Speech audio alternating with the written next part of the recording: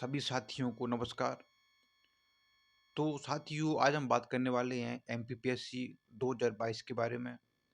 जैसा कि एमपीपीएससी ने कैलेंडर जारी कर दिया है और जो हमारा जो एमपीपीएससी प्रीलिम्स का एग्ज़ाम है 2022 का, वो 21 मई को होना है। तो साथियों, अ, यदि आप तैयारी करते हो अभी से तो काफ़ी टाइम है, लगभग आपको 5 महीने पूरे प्रॉपरली मिल जाते हैं। तो आप इतने दिनों में आप तैयारी अच्छे से आप कर सकते हो। यदि जिन्होंने तैयारी पहले कभी नहीं की है, जो बिल्कुल बिगिनर हैं, फ्रेशर हैं, तो वो भी चाहें तो वो भी अपना 2022 का प्रीलिम्स जो है वो एग्ज़ाम क्रैक कर सकते हैं। तो आज हम बात करेंगे कुछ महत्वपूर्ण बिंदुओं के बारे में। तो साथियों, सबसे पहले तो आप जैसे कि जो बिगिनर हैं, जिन्होंने पहले कभी भी एमपीपीएससी की तैयारी नहीं की है, तो वो सबसे पहले तो एमपीपीएससी का जो सिलेबस है, आप उसको देखें अच्छे से। एमपीपीएससी प्रीलिम्स, मेंस दोनों का सिलेबस है, आपको उसकी पीडीएफ मिल जाएगी। आप वहाँ से आप देख सकते हो। उसके बाद फिर आप जैसे प्रीलिम्स का एग्ज़ाम है, उसका आप एक सॉल्व पेपर लाएँ या अनसॉल्व पेपर लाएँ, आप उसको देखें। आप उसको अच्छे से लगाएँ 1-2 बार।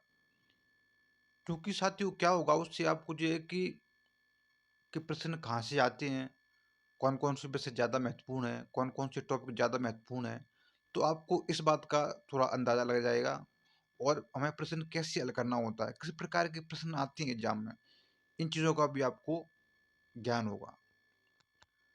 साथियों, उसके बाद जो महत्वपूर्ण पॉइंट है वो है महत्वपूर्ण बुक्स।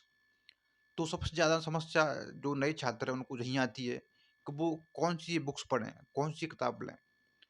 तो एमपीपीएससी में बात करें हम एमपीजीएस की, क्योंकि एमपीजीएस सबसे महत्वपूर्ण है और एमपीजीएस आपको पता ही होगा जो प्रीलिम्स में, मेंस में, तो प्रीलिम्स में जैसे कि लगभग 35 से 40% सीधे एमपीजीएस से आते हैं। तो कहीं न कहीं एमपीजीएस वाला भाग बहुत ही महत्वपूर्ण हो जाता है। तो एमपीजीएस के लिए बात करें हम बुक्स की, तो मार्केट में कई और सारी बुक्स आती हैं, लेकिन कुछ बुक तो बहुत ही महत्वपूर्ण हैं और अच्छी किताबें हैं। जैसे कि महेश बर्णवाल की बुक्स आती है, मैंने आपको पहले भी बताया हुआ है।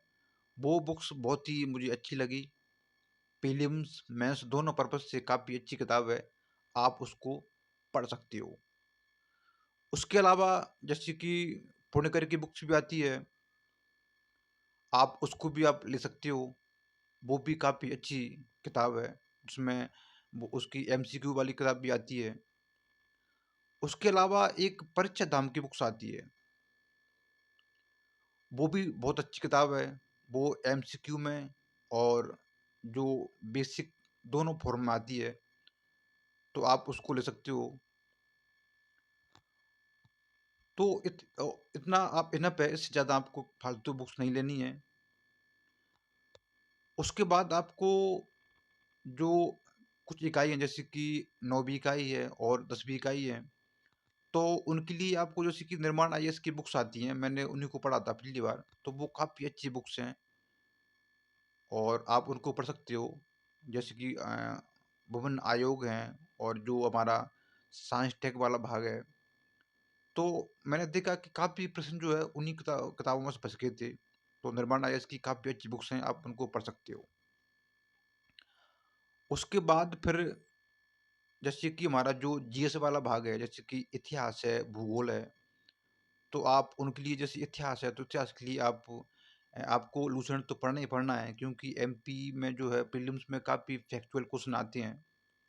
उसके अलावा स्पेक्ट्रम की बुक्स आती है जो कि फेमस किताब है, आप उसको पढ़ सकते हो क्योंकि वो किताब प्रीलिम्स, मेंस पर्पज़ से बहुत ही महत्वपूर्ण है। उसके अलावा जैसे कि एंशिएंट और मिडेवल की जो एनसीईआरटी आती है पुरानी वाली, आप उनको ज़रूर पढ़ें। जैसे कि एंशिएंट के लिए, प्राचीन भारत के लिए जो रामचंद्र शर्मा उसकी एनसीईआरटी आती है और मध्यकालीन भारत की एनसीईआरटी है वो सतीश चंद्रा की एनसीईआरटी आती है। वो उससे आपका प्राचीन मध्यकालीन भारत कवर हो जाएगा। ये तो होगा आपका इतिहास। अब बात करें भूगोल की। भूगोल के लिए आप एनसीईआरटी ज़रूर पढ़ें, जो नई वाली एनसीईआरटी हैं 11th-12th क्लास की, काफ़ी महत्वपूर्ण एनसीईआरटी हैं, उनको पढ़ें। उसके अलावा आप जैसे कि महेश बर्णवाल की बुक्स आती है, आप उसको पढ़ सकते हो। उसके बाद बात करें जो हमारा पॉलिटी वाला भाग है और इकोनॉमी वाला भाग है, तो पॉलिटी के लिए तो वैसे ज़्यादा प्रश्न नहीं आते, लगभग 2-3 प्रश्न आते हैं। तो आप चाहें तो लक्ष्मीकांत पढ़ सकते हो, क्योंकि लक्ष्मीकांत जो आपकी प्रीलिम्स में दोनों के लिए काफ़ी अच्छी रहेगी, आप पढ़ सकते हो।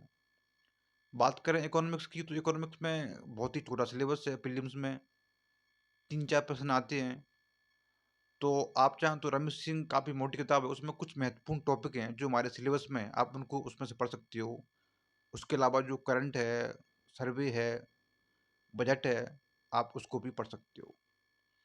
साथ ही उसके बाद बात करें हम, जैसे कि हमारा जो एनवायरनमेंट वाला भाग है और साइंस वाला भाग है, तो उसके लिए आप जो है एनवायरनमेंट के लिए चाहें तो आप किसी क्लास के नोट्स ले सकते हो, या दृष्टि की बुक्स आती है, काफ़ी बड़ी किताब है, वो तो वैसे ज़्यादा हो जाएगी, लेकिन आप दृष्टि की किताब, उसमें कुछ महत्वपूर्ण चैप्टर आप पढ़ सकते हो।